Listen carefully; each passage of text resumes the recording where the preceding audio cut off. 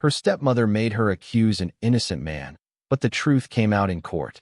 The morning sun poured gently through the cracks in the old window pane, casting golden lines across the worn floorboards of the tiny room.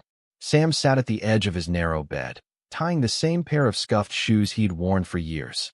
They were old, but still strong, just like him. Sam wasn't born into wealth. His home, tucked away in a quiet neighborhood where the power often blinked out during heavy rain, didn't shine with riches. But what it lacked in money, it made up for in love. He was the only son of a woman who worked 2 jobs just to keep food on the table, and a father whose hands were rough from years of labor, but who still found time to teach him how to be gentle, kind, and determined. From a young age, Sam knew he had to make something of himself. Not just for him, but for them. For the tired smile his mother wore after every long shift. For the quiet pride in his father's eyes when he came home, dirt under his nails and dreams buried in calluses. Sam studied harder than anyone in his class. While others played, he read. While others slept, he planned. There was something about Sam, something steady. People noticed it. He didn't talk much, but when he did, his words held weight. He wasn't the smartest boy in school, but he was the most driven.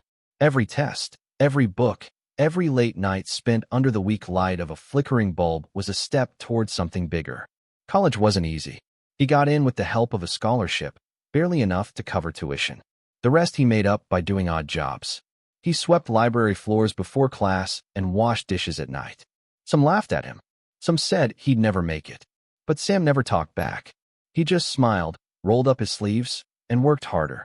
One rainy afternoon, as the gray sky wept over the city, Sam stood in front of the glass doors of a towering company building. His heart pounded in his chest. This was it, the internship interview he'd spent weeks preparing for. His shirt, though clean, was slightly faded. His hands trembled as he held his resume, but his eyes, those were steady. Inside the waiting room, he watched others, polished shoes, expensive suits, smooth voices. He felt small for a moment, but only for a moment. Then he remembered his mother's words. Walk in like you belong, even if your shoes say otherwise. When they called his name, he rose. Calm, collected. He greeted the panel with a firm handshake and answered every question with quiet confidence. He didn't have the best grades or the flashiest achievements, but he had something more: grit, purpose, fire. The days that followed moved slowly. Every time the phone rang, his breath caught. Then, finally, it came. He got the internship. He fell to his knees in his tiny room, phone in hand, tears running down his face as his mother hugged him tight. His father, silent and proud, placed a firm hand on his shoulder. At the company, things weren't easy. He started at the very bottom, running errands, printing files, delivering coffee. But he didn't complain. He watched. He learned. He stayed late, asked questions, took notes. He worked as if everything depended on it, because for him, it did. Soon, people started noticing him. One manager asked, "Who's that kid who stays late even when no one's watching?" Another said, "That intern. He reminds me of someone I used to be." Little by little, Sam moved up. But as he rose, so did the pressure. The higher he climbed, the more people noticed him, not all of them kindly. Some smiled to his face but whispered behind his back. Others, threatened by his quiet strength, began to scheme. And though Sam didn't know it yet, the very thing that brought him success would soon put him in danger. For now, though, he worked. He dreamed. And he believed, deep down, that he was finally on his way. But fate had other plans. The company building stood tall in the heart of the city, its glass walls gleaming under the morning sun like a monument of power and dreams. Inside those walls, Sam was no longer just the intern. People knew his name now. In the beginning, they barely noticed him. But day after day, Sam showed up early and stayed late. He always asked questions, took notes, helped others, even when it wasn't his job. He listened more than he spoke. But when he did speak, people listened. Over time, his quiet strength became impossible to ignore. Managers began giving him more tasks. First, it was just small responsibilities, preparing documents, making schedules, organizing meetings. But Sam did them all with care. Nothing slipped. He double-checked everything, making sure each detail was perfect. People trusted him. Then came bigger things. Real projects. One day, When an important client presentation was almost ruined because a senior employee got sick, Sam stepped in. He had studied the proposal in his free time, just in case. When he stood in front of the clients, no one expected much. But Sam spoke with calm confidence. He answered every question clearly. He knew the numbers. He knew the plan. The clients nodded, impressed. At the end of the meeting, they signed the deal. That moment changed everything. His coworkers clapped. His boss shook his hand. And the CEO, Mr. Thompson, a man known for being distant and cold, actually smiled. "What's your name again?" he asked. "Sam," he replied. "Keep up the good work, Sam." From that day, doors began to open. Sam was given his own desk, a small office, a company badge with his name in bold letters. He was no longer just a face in the background. He was becoming a part of the company's future. But not everyone was happy. Dave, one of the senior staff members, had been working there for years. He wore shiny suits, had expensive cologne, and always spoke with too much confidence. He liked being the boss in the room, liked people listening to him, liked being feared. And now, people were listening to Sam. Dave noticed how the managers talked about Sam in meetings, how the CEO sometimes asked for Sam's opinion. He didn't like it. Not one bit. "He's just an intern," Dave would whisper. "A poor kid trying to play with the big boys." But deep down, Dave knew it wasn't true. And that scared him. One afternoon, after a meeting, Dave cornered Sam by the elevator. "You think you're smart, don't you?" he said, voice low and sharp. "Don't let the praise get to your head. You're still just the boy who brings coffee." Sam looked him in the eye, calm, unshaken. "I don't think I'm smart," he said softly. "I'm just doing my best." Dave smirked. "Let's see how long that lasts." Tension began to rise. Sam didn't speak of the encounter. He kept working, kept learning. But something had changed in the office air. People started choosing sides, whispering in corners. Some were excited about Sam's rise. Others, like Dave, saw him as a threat. A week later, Sam was called into a private meeting with the CEO. The room was quiet. The city stretched behind Mr. Thompson's glass window, looking like a painting. "I've been watching you," the CEO said. Sam swallowed hard. "You've done excellent work. The board is considering some changes in management," Mr. Thompson continued. "There's a position opening soon. It's a big role, and I believe you might be ready." Sam's heart skipped. "I need to know if you're willing to take on more responsibility," the CEO added, "and the pressure that comes with it." Sam paused. The weight of the words sank in. This was the moment he had dreamed of for years. But behind that dream, he felt something else, a shadow, a warning. "Yes," he said, his voice steady. "I'm ready." The CEO nodded, pleased. "Good. We'll talk more soon." As Sam left the office, a mix of joy and fear twisted in his chest. He should have felt only excitement. But deep down, he sensed it. This was the beginning of something bigger. And not all of it would be good. Somewhere in the corner of the building, Dave stood near the hallway, watching Sam walk by.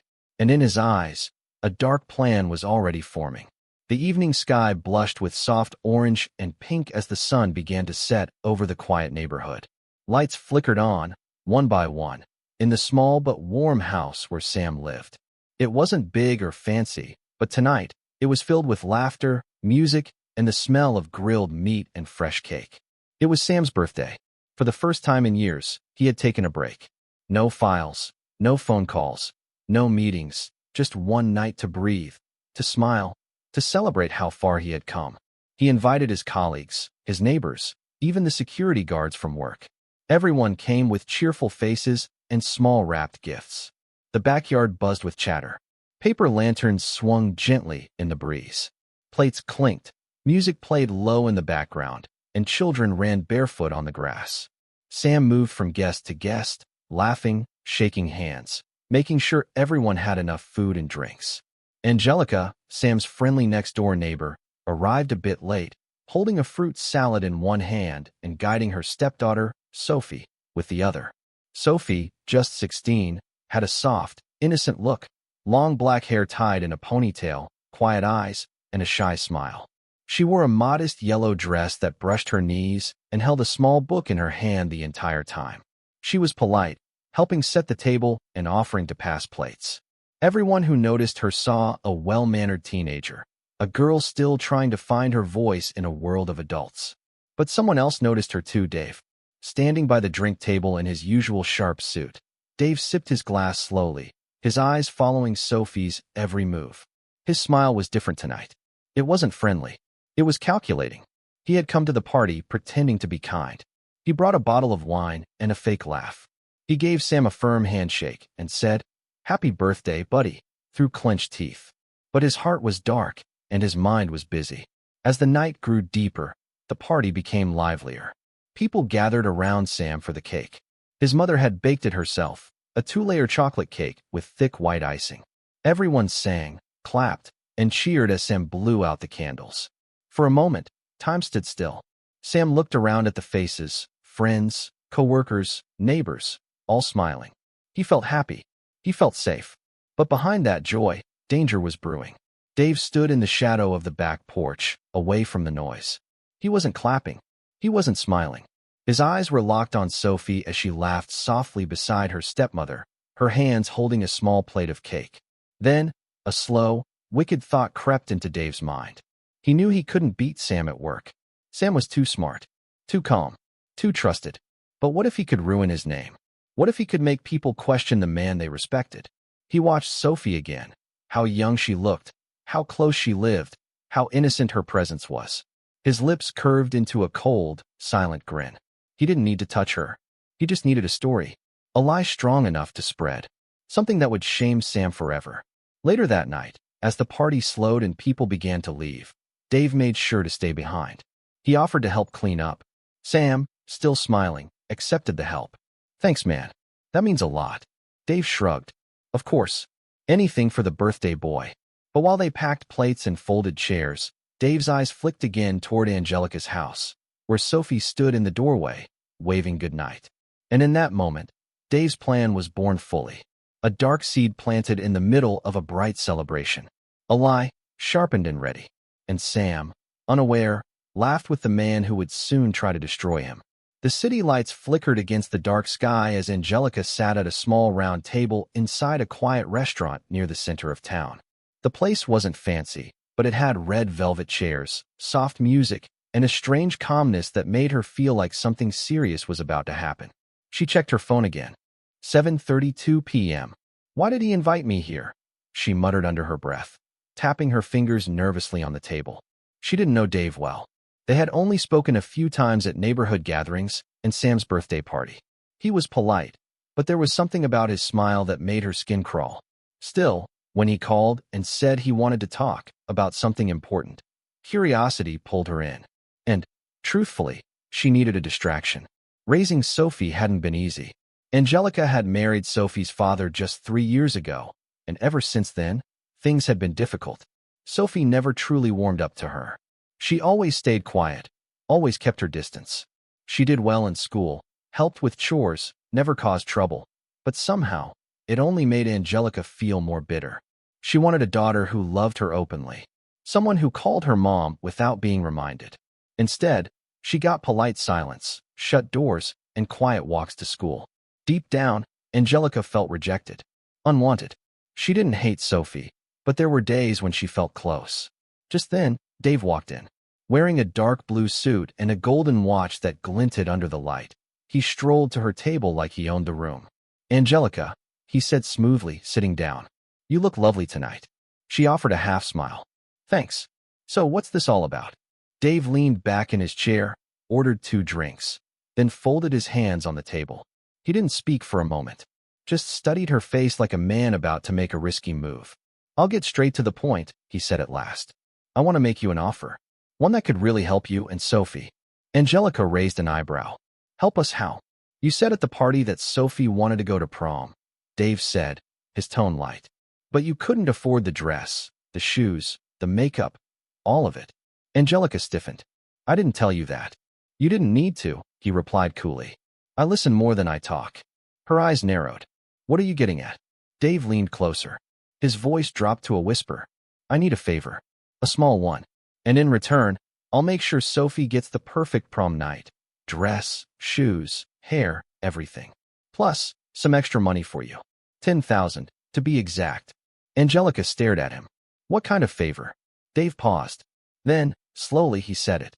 "I want you to tell people that Sam has been behaving inappropriately around Sophie." Silence. The room suddenly felt colder. The music seemed far away now. Angelica blinked, unsure if she had heard him right. What? I don't need much, Dave said, his voice calm and steady. Just a suggestion. A story. Something people can believe. You can say you saw him watching her too closely. Say Sophie told you something happened. I'll handle the rest. Angelica's face went pale. That's a lie. Yes, Dave said simply. But it's a helpful one. For both of us. I'm not doing that, she snapped, her voice rising. Dave held up his hand. Think about it. Do you think someone like Sam just rises that fast without hiding something? Do you really trust him around a pretty young girl like Sophie? You said yourself, you don't always know what goes on behind closed doors. Angelica shook her head. I never said that. No, he said softly. But you thought it. Her hands trembled. Dave slid a white envelope across the table. It was thick, packed with cash. That's just a taste, he said. Imagine what else I can give you. Angelica stared at the envelope. The air between them turned heavy, almost poisonous. Her heart beat fast. Her thoughts tangled. It was wrong. She knew it. But life had been hard. She worked long hours, paid bills late, and struggled to do things a mother should never have to struggle with. Sophie never appreciated her anyway. And Sam? He had everything. Respect, success, attention. A tiny, bitter voice whispered inside her head. Why not? I'll think about it, she said finally, her voice weak. Dave smiled, slow and satisfied. He stood up, adjusted his cuffs. You'll do the right thing, he said. I believe in you. Then he walked away, leaving the envelope on the table. Angelica stared at it for a long time, her fingers inches away, her soul cracking like thin glass. Outside, the night looked peaceful. But inside that restaurant, a storm had just begun. The front door creaked open slowly.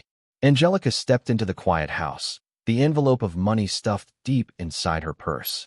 The living room lights were off, except for the glow of the television. Sophie sat curled on the couch, legs tucked beneath her, a soft blanket over her shoulders. She was watching an old cartoon, the kind that still made her feel like a child. When she heard the door, she turned her head and smiled faintly. You're home late, she said. Angelica didn't smile back. Her face was stiff, her eyes heavy with thought. She set her bag down and walked past Sophie, straight into the kitchen. The sound of the fridge opening and closing echoed in the silence. Sophie paused the TV and sat up. Did something happen? She asked, standing slowly. Angelica finally looked at her. We need to talk. Sophie froze. That sentence never led to anything good. Angelica sat at the kitchen table and motioned for her to sit too. Sophie obeyed quietly, her hands folded in her lap. I had a very important meeting tonight, Angelica began, her voice soft but cold. A business opportunity. Sophie tilted her head. With who? Someone who's willing to help us. Someone powerful. He wants to make your prom night special. Sophie's eyes widened. Prom? Really? Angelica nodded. The dress, shoes, makeup, everything. You'll be the most beautiful girl in the room. A smile started to spread across Sophie's face, but it faded when she saw the seriousness in her stepmother's eyes. But there's a condition, Angelica said slowly. Something you have to do. Sophie's smile vanished. What is it? Angelica reached across the table, took Sophie's hand in hers. Her grip was firm, too firm. I need you to tell someone a story, she said. Just a little story. One that could help us both. Sophie's brows furrowed. What kind of story?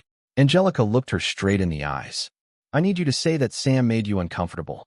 That he touched you. Or tried to. Sophie blinked, confused. What? But he didn't. I know that, Angelica said quickly. But people don't. They won't question it. Sophie pulled her hand back. That's a lie. Angelica's voice turned softer, dangerously soft. I know, baby. But sometimes lies open doors. Think about it. You want to go to prom, don't you? You want to fit in, feel special just once. Sophie's lips trembled. Not like this. Angelica stood and walked over to the cabinet.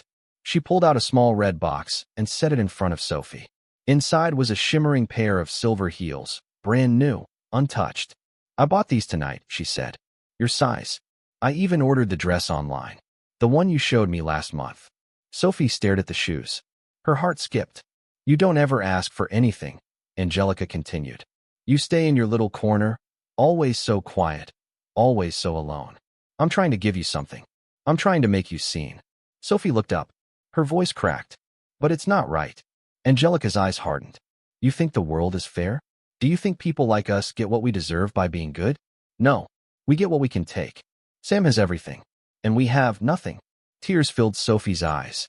He's kind to me. Angelica stepped closer. Kindness doesn't pay bills. It doesn't buy you happiness. It doesn't get you into the dress shop. What I'm asking you to do, it's not forever. You say it once. You cry a little. You tell them he made you feel uncomfortable. That's all. She crouched down next to Sophie and wiped a tear from her cheek. Just this once, she whispered. Do this for me. Show me you love me. Sophie's chest rose and fell with shallow, quick breaths. Her mind raced. She wanted to be loved. She wanted to be accepted. For so long, she had felt like a shadow in her own home. Maybe if she did this, things would change. Maybe Angelica would finally see her. Finally hold her close, like a real daughter. Her voice was barely a whisper. Okay. Angelica smiled, slow and victorious. You're doing the right thing, she said. I'm proud of you. But as she hugged Sophie, she didn't see the girl's eyes, wide, hollow, and full of guilt. A young heart, twisted by manipulation. A child, wrapped in a lie she didn't understand the full weight of. Outside, the wind blew through the trees. Inside, a poisonous plan had taken root, and Sophie, lost in her need for love, had been pulled into it. It began on an ordinary morning. The sky was pale gray, and the streets buzzed with the usual rush. Cars honking, shopkeepers unlocking their doors, children in uniforms walking to school. Sam stepped out of his house with a travel mug in one hand and his office bag in the other. He smiled at a neighbor, waved at a delivery man, and locked his door, ready for another long day at work. But something felt strange. A black car was parked across the street. Two men in dark uniforms stood beside it, their arms crossed, their faces unreadable. Sam slowed his steps. One of the officers stepped forward. Sam Thomas. Sam blinked, confused. Yes. You're under arrest for inappropriate conduct with a minor, the man said calmly, as he pulled out handcuffs. The words hit like a bullet. What? Sam's voice cracked. There must be some mistake. The officer didn't flinch. You have the right to remain silent. Anything you say. No. Wait, this has to be wrong. Sam stepped back. I didn't do anything. Who said that? Who's accusing me? But they didn't answer. Neighbors gathered.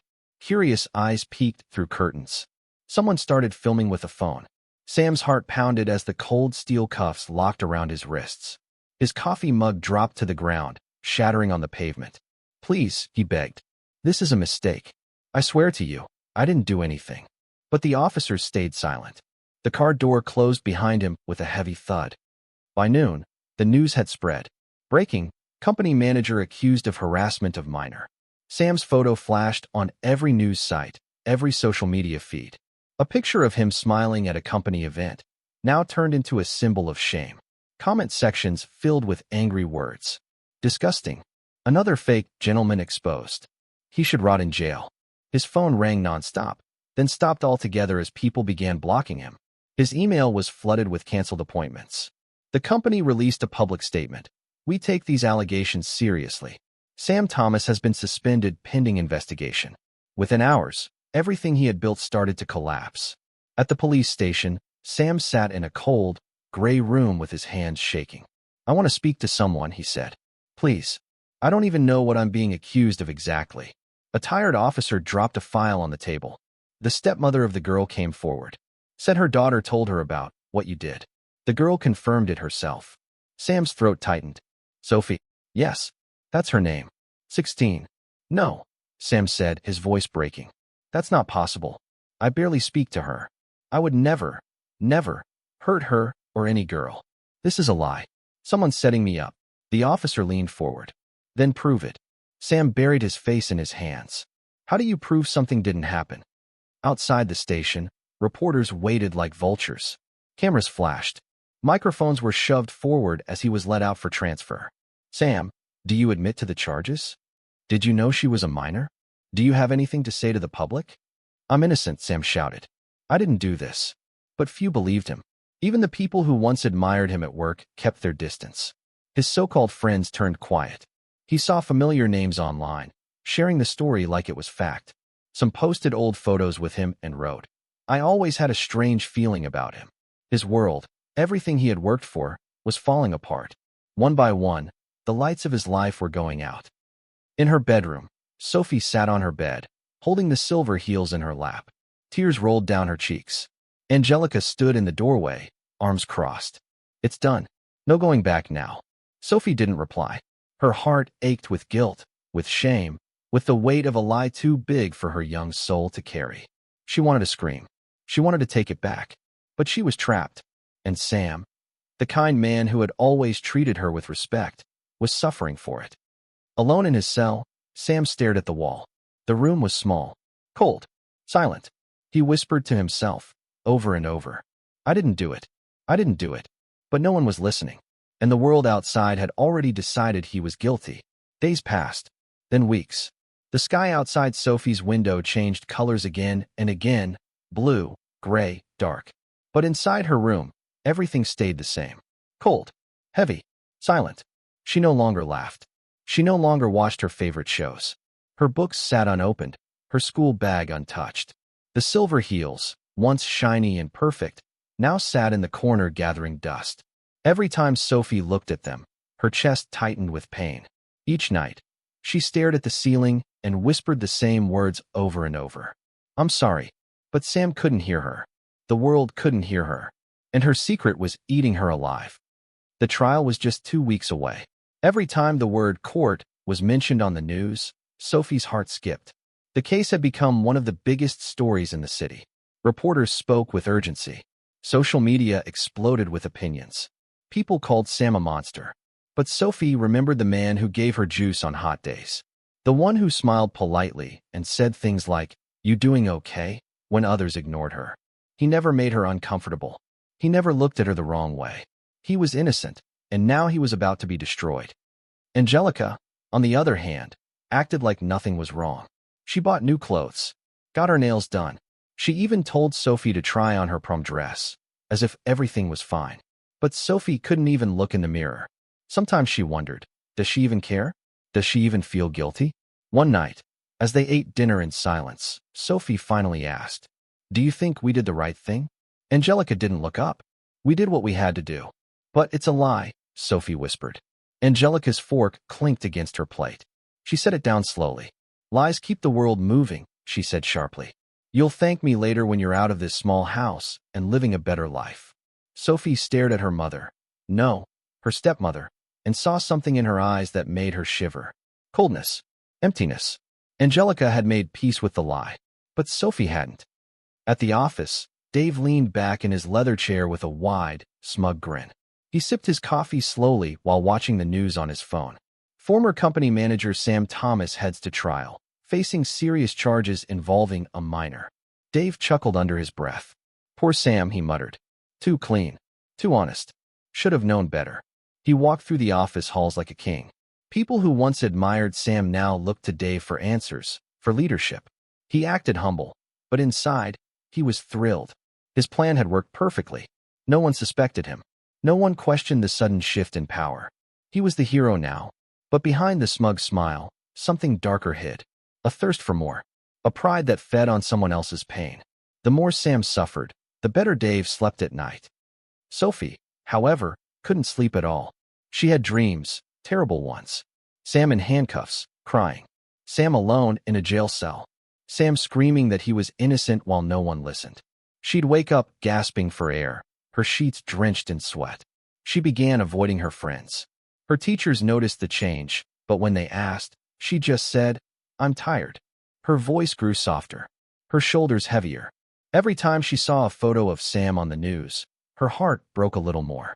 She had ruined a man's life. And for what? A pair of shoes? A prom night? A hug that still didn't feel real? One evening, she sat in front of her bedroom mirror, staring into her own eyes. "I have to tell the truth," she whispered. "Even if it ruins everything. I have to." But fear clawed at her chest. What would Dave do? What would Angelica say? Would anyone even believe her? Outside, the city moved on, unaware of the storm building in a young girl's heart. Inside, Sophie battled with a truth too heavy for someone her age to carry. And as the trial date drew closer, one thing became clear. The lie wasn't just destroying Sam. It was destroying her, too. The courthouse stood tall and silent under a cloudy sky, its gray walls as cold as the whispers that followed Sam Thomas wherever he went. People gathered outside, some holding signs, others just there to watch. News vans lined the street. Cameras clicked. Voices murmured. It was a scene pulled from a movie, but this was real. Inside, the courtroom was packed. On one side sat Sam, wearing a plain suit that no longer felt like his. His hands trembled slightly in his lap. His face was pale, eyes tired, but he held his head high.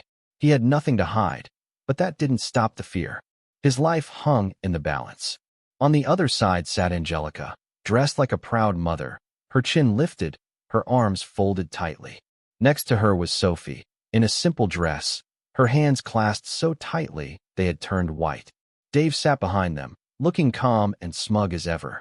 He leaned back with his legs crossed, pretending to be just another spectator, but his eyes never left Sophie. The judge entered. The room rose. All rise. Then came the opening words. The lawyers spoke, words like evidence, statements, victim. The prosecutor described Sam as a man who had abused his position of trust.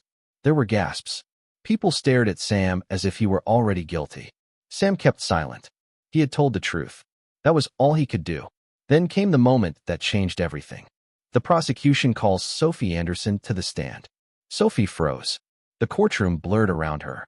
Her heart thundered. Her legs felt like stone.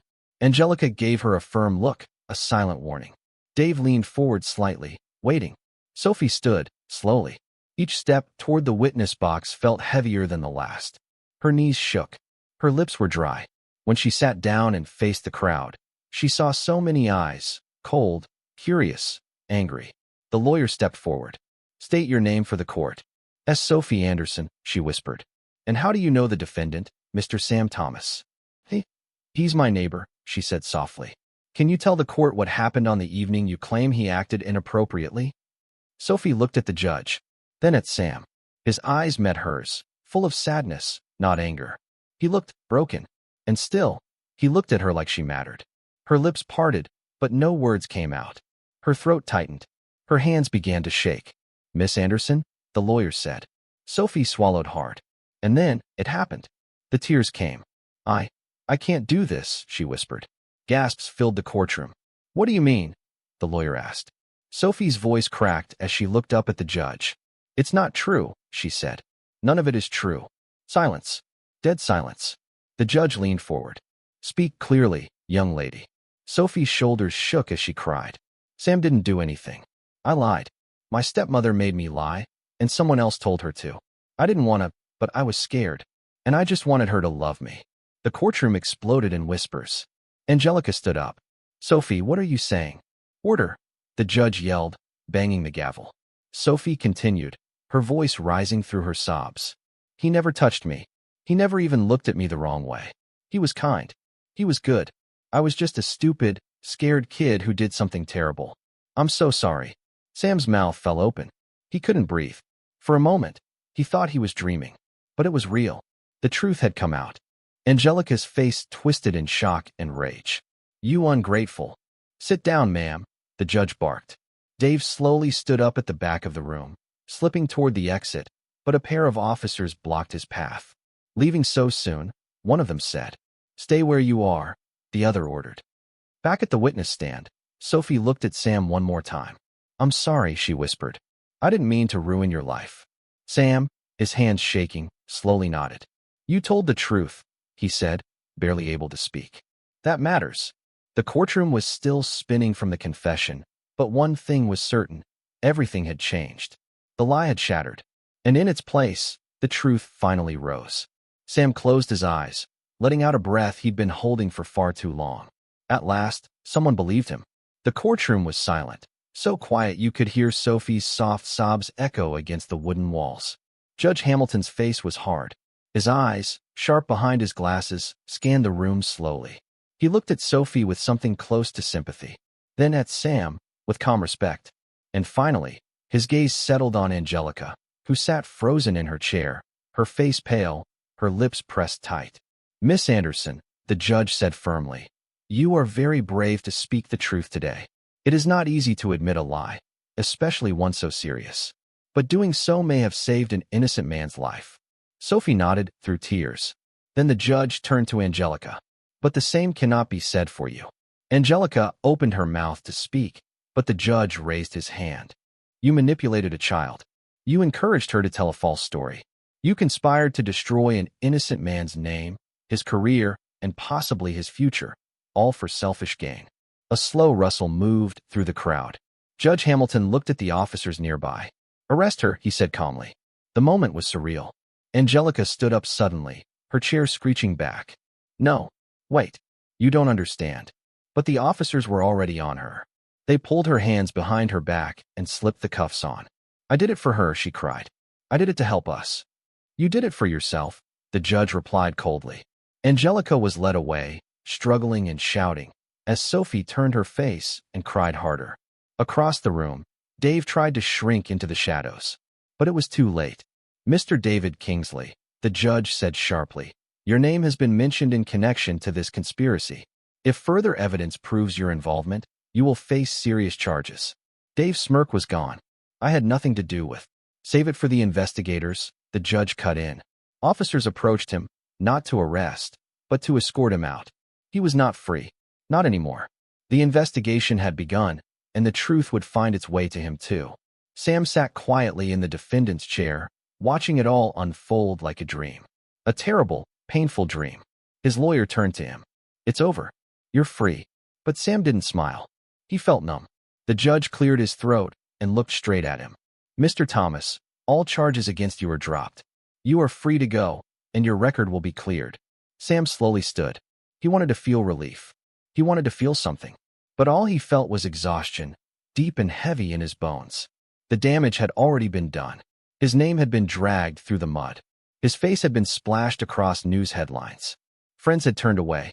Strangers had called him a monster. He was free now, but he wasn't the same. As he walked out of the courtroom, cameras flashed. Journalists shouted questions. Sam, how do you feel about the verdict? Will you return to your old job? Do you forgive the girl who accused you? He didn't answer. He just walked, past the cameras, past the noise, past the chaos. Outside the courthouse, Sophie waited. Her eyes were swollen from crying. When she saw Sam, she stepped forward, clutching the hem of her sleeve. I'm sorry, she said again, her voice shaking. I was stupid. I was scared. But you didn't deserve any of it. Sam looked at her for a long moment. His eyes were tired, but kind. You're just a kid, he said quietly. They used you. I'm not angry. But I hope you never let anyone do that to you again. Sophie nodded, biting her lip. Then Sam walked away. Back at home, Sam sat on the edge of his bed, the same bed where it all began. His house felt different now. Quieter. Emptier. The walls still held memories of laughter, hard work, and dreams. But now they also held scars. He looked at his work badge on the table and slowly turned it face down. His future was still ahead, but it had changed shape. It would take time to rebuild. Time to forgive. Time to heal. He had survived the storm. But the storm had left deep cracks. He was free, but freedom came at a price. The days after the trial were quiet, but heavy, like the world was holding its breath. Sam stayed in his small house. He didn't open the windows much anymore. He didn't turn on the TV. He just needed silence. After everything he had been through, after the lies, the stares, the handcuffs, he needed time to breathe again. He would sit on the edge of his bed at night, staring at the wall, wondering how things had gone so wrong. He had done everything right. He worked hard. He treated people with respect. He believed in fairness. And still, he had nearly lost everything. But Sam had survived. And now, little by little, he was learning to live again. Far away from Sam's home, Sophie was packing her things. She had been crying all morning, though not as hard as before. Her aunt and uncle had come to take her. They lived in a different town, quiet, far from the noise of gossip and whispers. A place where she could start again. Her aunt, a kind woman with warm eyes, wrapped an arm around her as they loaded the car. You made a mistake, Sophie, she said gently. But you told the truth. That takes courage. Sophie nodded slowly. I want to be better. You will be, her aunt said. One day at a time. As the car pulled away from the house where she had lived with Angelica, Sophie didn't look back. She didn't want to. That house held too much pain. Too many lies. She wanted to move forward. to a life where she didn't have to lie to be loved. Meanwhile, in a courtroom much smaller than the one Sam had faced, Angelica sat in a cold chair, wearing a prison uniform. Her face was no longer full of pride or arrogance. It was pale and tired. Her hands trembled slightly as the judge read the charges: child manipulation, false testimony, and conspiracy to commit defamation. She was sentenced to prison. She didn't cry. She just stared forward, numb, defeated. She had chosen greed. She had chosen to hurt someone for her own benefit. And now, the price had come. Dave's turn came shortly after. He tried to deny everything. He told the court he was innocent, that Sophie and Angelica acted on their own. But the truth was already out. Phone records, messages, witnesses. It all pointed back to him. He had manipulated a teenager's mind and destroyed an innocent man's life just because he couldn't stand to see someone else succeed. He was sentenced too. As the officer led him away, Dave turned to look at the empty courtroom. Nobody had come to support him. Not a friend, not a colleague, not a single soul. Back in his quiet home, Sam stepped outside one morning. The sun was rising, soft and golden, painting the sky with hope. He took a deep breath, the fresh air filling his lungs. His neighbor, Mrs. Quinn, an old woman who always watered her plants at sunrise, waved gently. "I'm glad you're still here, Sam," she said kindly. "The world needs more good people like you." Sam smiled faintly. "Thank you." He was beginning to feel human again. He started jogging in the mornings, just like he used to. He began reading his favorite books again. He even picked up his guitar one evening and played a song he hadn't touched in years. It didn't all come back at once. Some days were still hard. Some nights, the bad memories still visited. But slowly he was healing. One day, Sam received a letter. It was from Sophie. "Dear Sam, I don't know if you'll ever forgive me, but I wanted you to know I'm trying to become someone you'd be proud of. I've started school again, and I go to therapy. I want to be good. I want to be honest. And I want you to know, I'll never forget the pain I caused. I'm sorry. Sophie." Sam held the letter for a long time. He didn't know what to say, but something inside him felt lighter. Forgiveness didn't come easy, but it started somewhere. And for the first time in a long while, Sam felt the weight on his chest begin to lift. He stood at his front porch, watching the sunset this time, orange skies melting into pink. The world was still broken in some places, but not everything was lost. He was still here, still breathing, still strong. And in that moment, Sam knew healing had truly begun. Stories like this deserve to be heard. If it touched your heart, please like this video and subscribe for more powerful stories.